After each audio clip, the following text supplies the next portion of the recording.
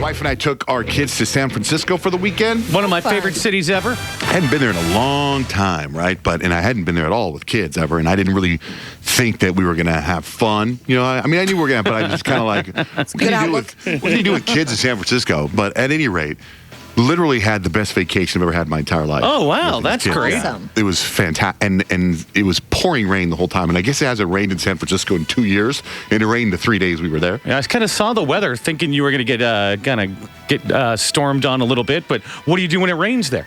The hotel gave us umbrellas, and everywhere we went with umbrella. It was just fantastic. Everything was great. Even did Alcatraz. I'd never been to Alcatraz before. That's cool. No, I have not done that. That sounds cool. And went to Alcatraz, took my sister and her kids met us there, so we took this big boat to Alcatraz.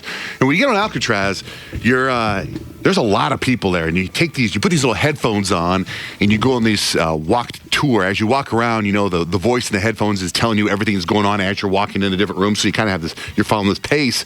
And there's groups that are there before you, and it's a prison, so sometimes the groups cross paths as they're going around. And there was 9 of us together, right? And at one point through Alcatraz, my wife's cell phone rings, and she picks up. It's my son Jake, who's 13, and he's lost. We've lost him somewhere in Alcatraz. No. So That's one place you don't want to lose your kid. You don't want to lose your 13-year-old on an island that's a prison. An inescapable prison. And there's so many people there, and it's chaos. Like I said, you're walking through one hallway, and the other group is walking. They cross you. So somewhere in the path there, he got lost and started following another tour or something, right? So then I get on the phone, and I'm like, I'm going to come find you. Where are you? And he's like, I don't know. I go, look above. Do you see his cell number? And so I'm like, I think if you're listening to me, if you're a person walking around, like where are you? He's like, okay, stay in cell block 236 D block. I was going, it was like Liam Neeson. It was like Nicolas Cage on The Rock. I was trying to find my son running through the prison.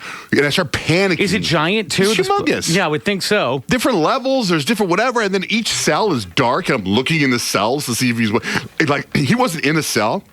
But my brain was like, oh my God, a poor kid's sitting like on a little bench inside a cell. And I'm running up and down trying to find him. And I finally find him, but as I'm running like through people like in the movies, you know how they run, you turn sideways, you're going through people, and I'm tapping them on the shoulder. I like knocked over a fruit cart. and I find my son. I'm trying to find my son. He's in cell block C, cell number 125. Jake! Was he scared? Like, what was his demeanor? He was scared, but he was cool once we found him. He says he was fine. Then he got mad at everybody for leaving him, but no one left him. It was just chaos. You were being corralled, and he got in the wrong corral. Yeah, but we didn't know he was gone for like 10 minutes. You could use it as like a little teaching moment. That's what happens when you go to prison. Right? It's not fun. You think that was scary?